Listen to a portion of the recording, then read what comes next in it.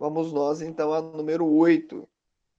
Na número 8, meus amigos, eu tenho para vocês aquilo que nós conhecemos como sendo a antonomásia.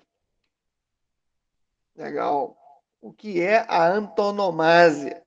E aí vocês vão percebendo que os nomes vão ficando cada vez mais distantes da nossa realidade, né? Que isso? Eu nunca ouvi falar disso, meu Deus.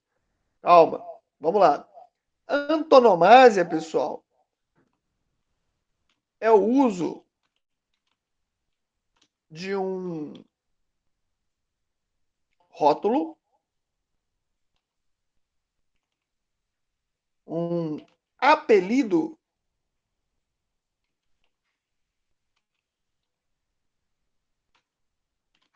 para designar uma pessoa. É claro, pessoal, que essas pessoas que são designadas normalmente são pessoas famosas, que aí ao longo da sua carreira, em função da sua carreira, vão recebendo rotulações, ok? Por exemplo, é muito normal no futebol as pessoas se referirem a jogadores com rótulos. Quando você fala assim, olha, o fenômeno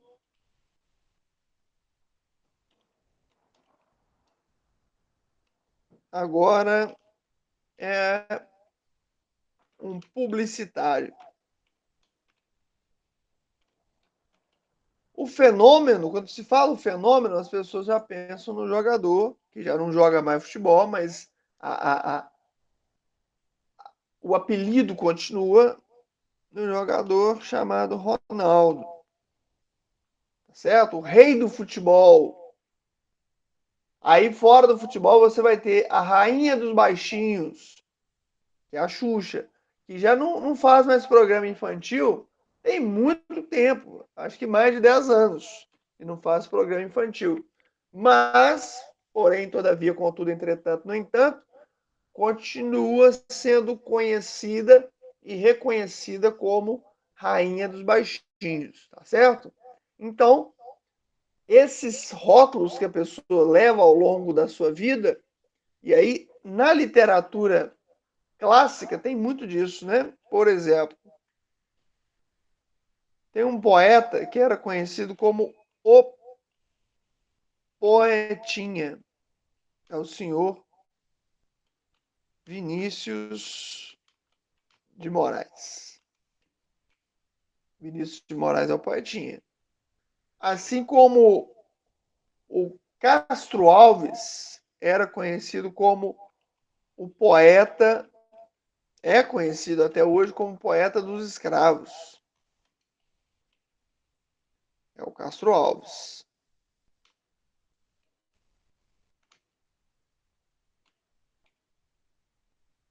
O senhor Olavo Bilac era conhecido como o príncipe da literatura.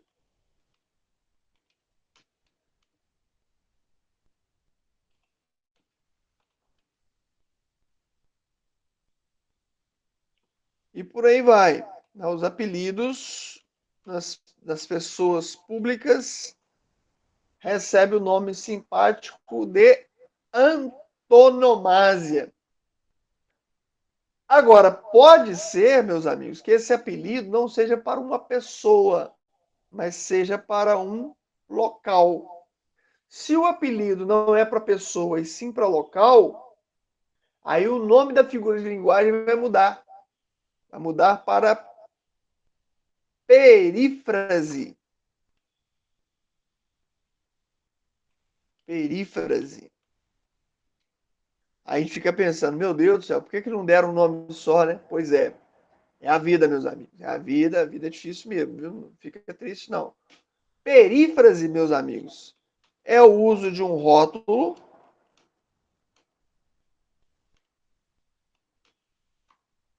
apelido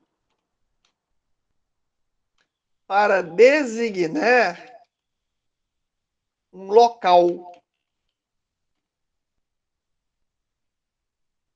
Uso de um rótulo, de um apelido para designar um local. Há lugares que foram, vamos dizer assim, rebatizados com um rótulo, né?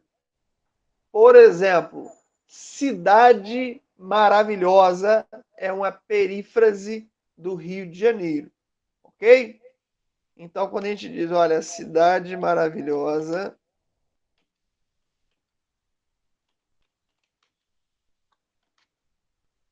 está muito violenta, nós sabemos que estamos falando do Rio de Janeiro. Assim como aqui em Minas Gerais somos conhecidos como terra do pão de queijo, terra das alterosas, por causa das montanhas de Minas, né? Não sei se vocês sabem, mas antigamente, talvez vocês tenham estudado para o concurso da Guarda Municipal, que aconteceu em 2019, vocês devem ter visto isso lá na geografia. É, porque a geografia da Guarda Municipal é a geografia de Belo Horizonte, não é isso? E a história de Belo Horizonte, eu já não lembro mais, mas geografia eu tenho quase certeza que é só de Belo Horizonte. E aí a gente toma ciência de que no início do século XX, Belo Horizonte era do verbo não é mais, viu, pessoal? Já acabou. Era conhecida como Cidade Jardim. Por quê? Muito arborizada. Então, pessoas que tinham problema com a doença que na época era terrível, né? Não tinha não tinha cura, mas sim tratamento, que era a tuberculose. Uma das receitas que o médico colocava é: mude-se para Belo Horizonte. E aí ficou o apelido Cidade Jardim. Hoje em dia, Cidade Jardim para nós já não faz muito sentido com Belo Horizonte, né? Lembra mais um bairro de Belo Horizonte do que propriamente a cidade inteira. Por quê? Ao longo do século XX e esses 21 anos de século XXI, a cidade foi sendo é, é, urbanizada de uma forma que as árvores foram desaparecendo também. Então, Cidade Jardim já não justifica mais. Temos um décimo caso, que é a antítese. É muito nome, viu, pessoal? Pós-aula, outros dias, vale muito a pena você pegar esse documento, ler, reler, ler de novo, ler mais uma vez, vale a pena demais, tá certo? Antítese, meus amigos, é o uso de termos contrários, antônimos,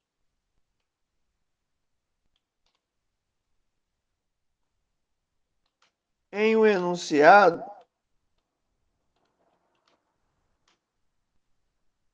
de fácil interpretação.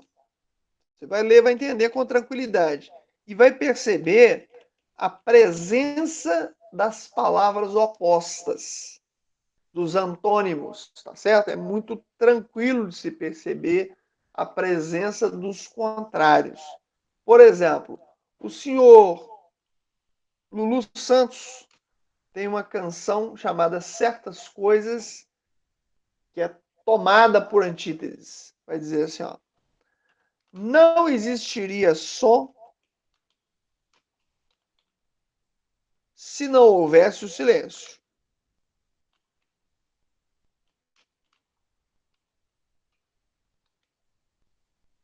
Não haveria luz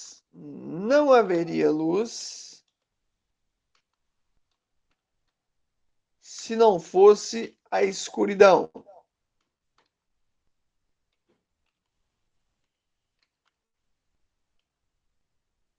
E aí, pessoal, o que acontece? Eu quero que vocês reparem o seguinte: na hora da antítese, você vai reconhecer a presença das palavras contrárias. Ó. Som contrário de silêncio. Então é a antítese. Não haveria luz, contrário de escuridão. Então é a antítese. Legal? Bacana? Então, a gente consegue perceber com uma certa até facilidade a presença da antítese. Mas devemos tomar um certo cuidado para não confundir antítese, que tem as palavras contrárias, com paradoxo. Paradoxo, pessoal, que pode aparecer na sua prova também com o nome de oxímoro. É tudo a mesma coisa, são sinônimos, certo?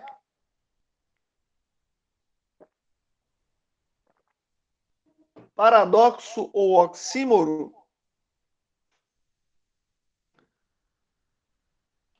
é o uso de expressões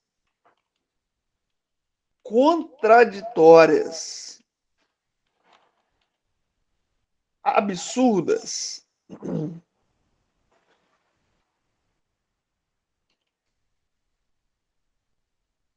sem sentido.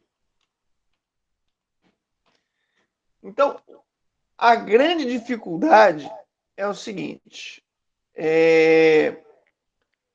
o paradoxo ele não vai usar palavras contrárias.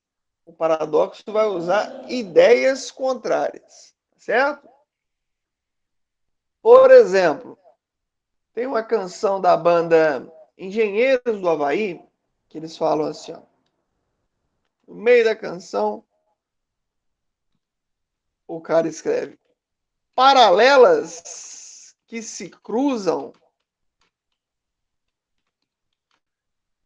em Belém do Pará.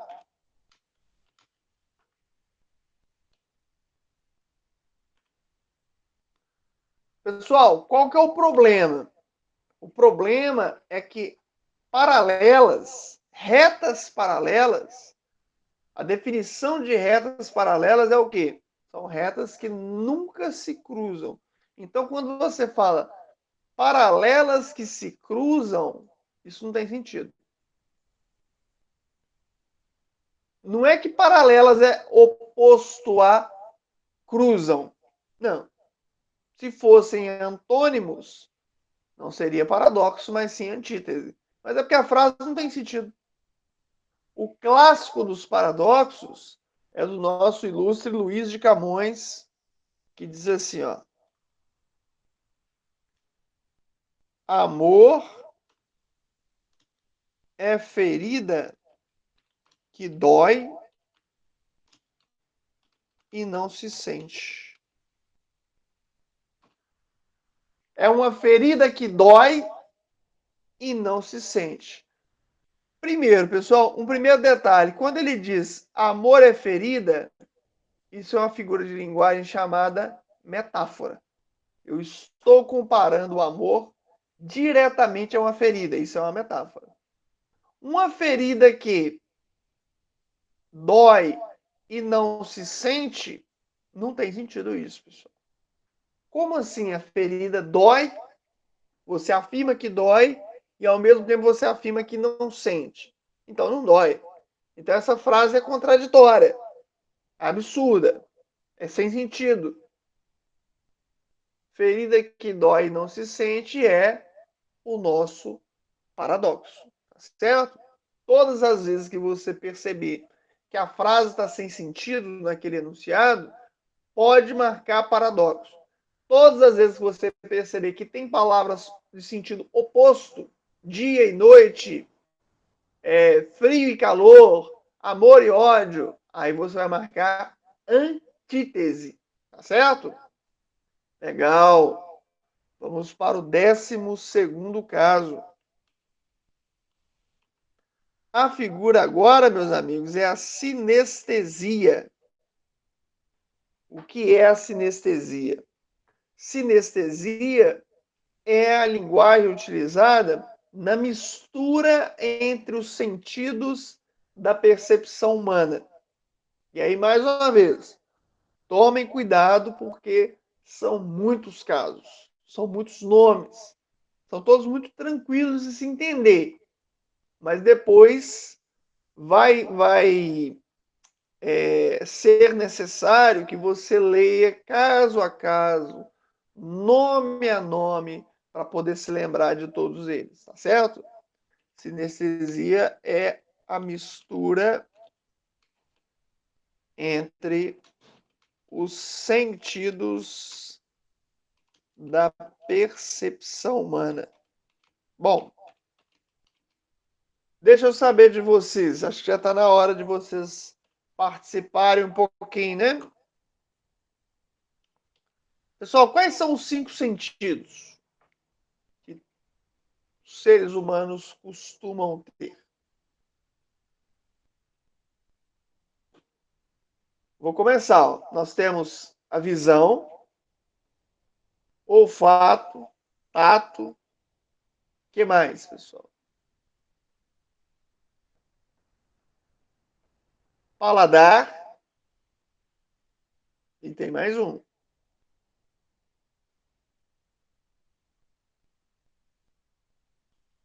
Que é exatamente um que você. Isso, estão utilizando agora, que vocês estão me ouvindo aí, a audição. Não é isso? Todas as vezes em que a gente mistura os sentidos da percepção humana, nós temos a sinestesia, tá certo? Mistura entre os sentidos da percepção humana. Legal. Então, quando você fala assim, Rodrigo usa um perfume muito doce. Isso é uma sinestesia. Porque doce, salgado, azedo, amargo é paladar. E perfume é olfato. Não é verdade? O perfume você vai identificar através do olfato. Existe uma aproximação muito forte entre olfato e paladar. Há pessoas até que brincam, não sei o que vocês pensam a respeito disso, que existem algumas comidas, algumas bebidas, que o cheiro é melhor do que o gosto. Não sei se vocês já ouviram falar disso. Por exemplo, tem gente que fala que o cheiro do café é melhor do que o gosto dele, né? Tem gente que quando sente o cheiro de determinada comida, fala, nossa, já estou sentindo água na boca aqui. São muito próximos. Aí, às vezes, a gente ouve pessoas que estão tanto quanto bravas, dizendo assim, ó, você apronta de aprontar, de fazer alguma coisa errada, e depois vem com essa voz macia. A voz macia, pessoal, é o nosso problema aqui. E a voz é algo que você ouve, a audição. E a maciez é algo que você sente através do contato com a pele, ou seja, é tato. Tem um tempero que é nome, inclusive, de uma cadeia de restaurantes em Belo Horizonte, chamado cheiro verde. Cheiro verde. O que será isso? O cheiro é olfato. Verde, amarelo, branco, preto, tudo isso, pessoal, é visão. Tá certo? Essa mistura que nós fazemos recebe o nome simpático de sinestesia. Também é simpático o nome número 13. O nome número 13 vai trazer para nós a prosopopeia ou personificação.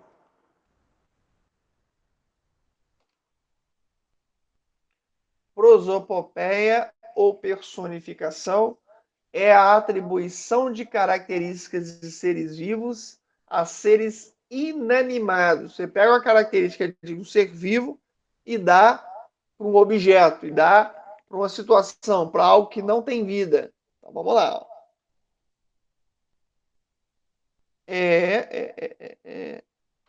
A atribuição de características de seres vivos a seres inanimados, seres não vivos, vamos dizer assim, tá certo? Por exemplo, vamos pensar aqui, quando você fala assim, olha, o dia hoje sorriu para mim, deu tudo certo para você, você fala, o dia sorriu para mim. O dia não é um ser vivo para sorrir, que é uma característica de um ser vivo, né? Tem uma canção que a banda Legião Urbana gravou que fala assim: as ondas vinham beijar a praia. Beijar a praia. Olha que doideira.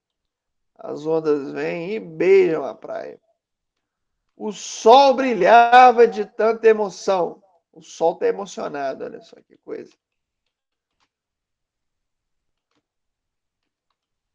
Tanta emoção. Isso, pessoal, se chama prosopopeia.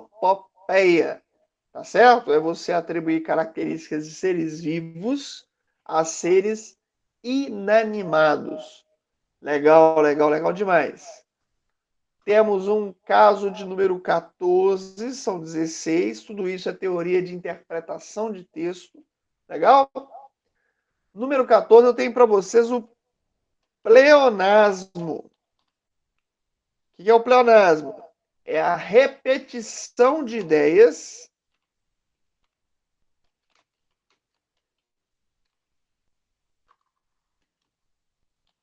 em um enunciado. Repetição de ideias. É claro, pessoal, que existem aqueles pleonasmos que a gente conhece mais, né? São chamados, inclusive, de pleonasmos viciosos. Subir para cima, descer para baixo, entrar para dentro, voltar para trás, ter hemorragia de sangue e por aí vai. Mas dentro da teoria de texto, o pleonasmo é algo intencional. Você repete as ideias para quê? Para poder enfatizar aquela ideia. Então, por exemplo, tem uma canção do senhor Caetano Veloso que diz assim, ó,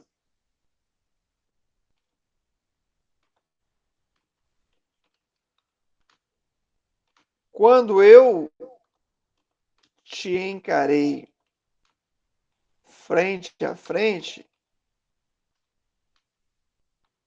não vi o meu rosto.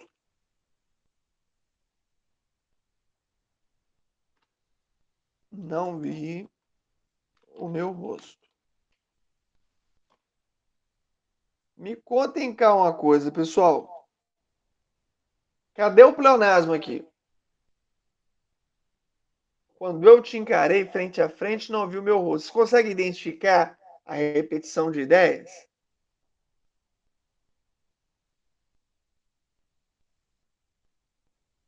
Qual parte dessa letra seria enquadrada como um pleonasmo na visão de vocês?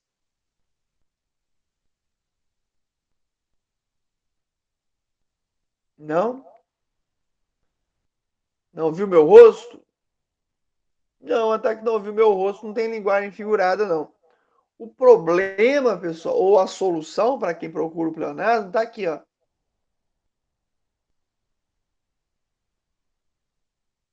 Encarei frente a frente. Encarar tem a ver com a palavra cara. E aí, o encarar só pode ser de frente. Não tem como encarar alguém de costas. Imagina isso. Você vai a uma festa e aí alguém fala para você assim: "Nossa, fulano ou fulana tá te encarando demais. Dá uma olhada". E quando você dá uma olhada, a pessoa tá de costas. Não faz sentido. Encarar tem que ser de frente, tá certo? O pleonasmo ele tem esse problema. Quando a gente sai daqueles pleonasmos que a gente está mais acostumado, subir para cima, descer para baixo, entrar para dentro, sair para fora, a gente tem um pouquinho de dificuldade de poder reconhecê-los, tá certo? Mas eles também acontecem.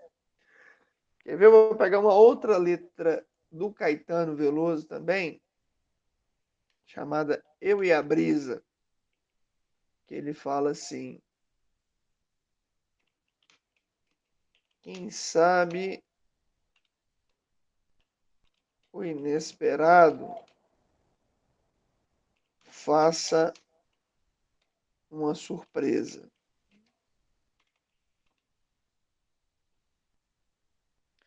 Perguntinha para vocês, meus amigos.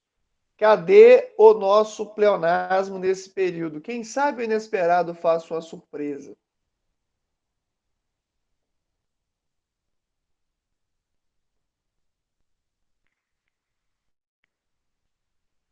O que vocês acham que é pleonasmo dentro desse enunciado?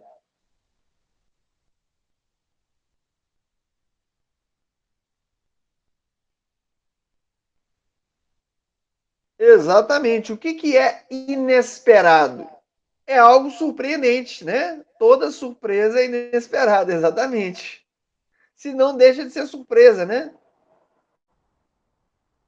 Não fica igual a minha filha quando em épocas de aniversário dela, ela falou: gente, vocês vão fazer uma surpresa para mim? Minha filha de 7 anos, ela fala isso. Quer dizer, então não é mais surpresa, né? Para ser surpresa tem que ser algo surpreendente, tem que ser algo inesperado, tem que ser uma situação que ninguém esteja, ou pelo menos que o envolvido não esteja ciente de nada. Aí, pessoal, nós temos a assonância. O que é a assonância? A assonância é uma figura de linguagem mais gramatical. É mais fácil de se reconhecer uma assonância. A assonância é a repetição de vogais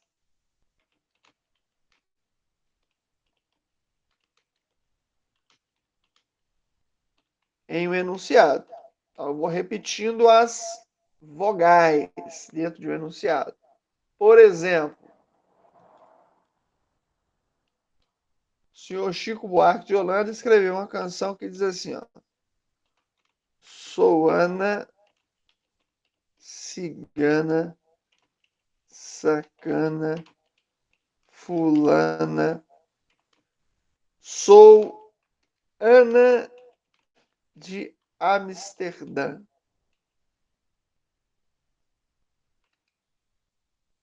Aí, pessoal, quando você para conferir, sou Ana, sacana, cigana, fulana, sou Ana de Amsterdã. Legal. Você para conferir a quantidade de vezes que a letra A, que o som do A apareceu, dá uma olhada. Ó. 2, 3, 4, 5, 6, 7,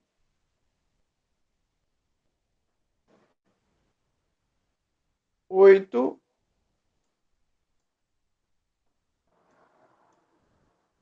9, 10, 11, 12, 13. 13 vezes o fonema do A aparece num período curtinho. Sou Ana, cigana, sacana, fulana, sou Ana de Amsterdã. Essa repetição vocálica recebe o nome simpático de assonância, tá certo?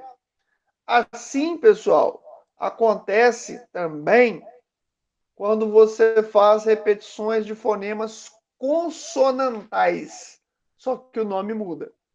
Quando você repete vogais, o nome que se dá para esse fenômeno é assonância. Quando você repete consoantes, o nome que se dá a esse fenômeno é aliteração. Fechando aí nosso time de figuras de linguagem.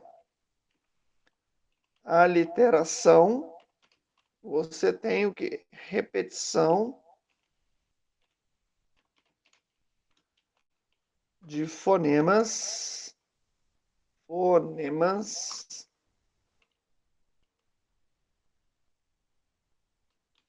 consonantais. Aquelas coisas que a gente brinca quando criança, famosos trava-línguas, eles são todos aliterações. Então a gente fala, repete aqui comigo, traga 3 pratos de trigo para 3 tigres tristes. O que a gente tem repetido aqui, pessoal, é o fonema do R.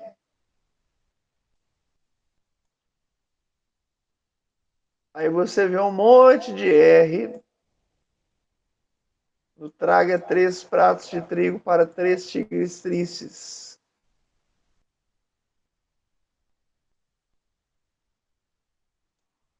Essa repetição de fonemas consonantais recebe o nome de aliteração.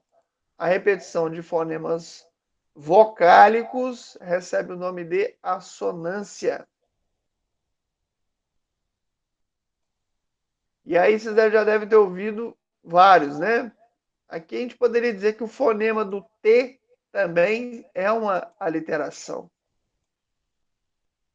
O rato roeu a roupa do rei de Roma é uma aliteração também.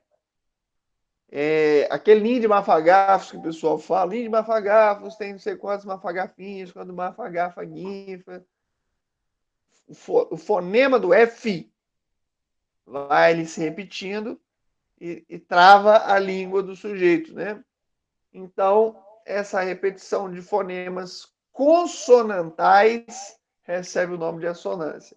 Se a repetição for de fonema vocálico, o nome que se dá a isso é, aliás, consonantais é aliteração e vocálicos assonância, tá certo? Encerrando aí por hoje a nossa teoria de interpretação de texto. Olha só, foram 16 figuras de linguagem. Mais uma vez, digo para vocês o seguinte: a gente começou na aula passada. Hoje, pessoal, nós fizemos uma apresentação das figuras. Não significa que a matéria está completamente absorvida. E repito, o grande problema das questões de figura de linguagem é que muitas vezes o candidato não consegue ligar o nome da figura à pessoa. Como assim?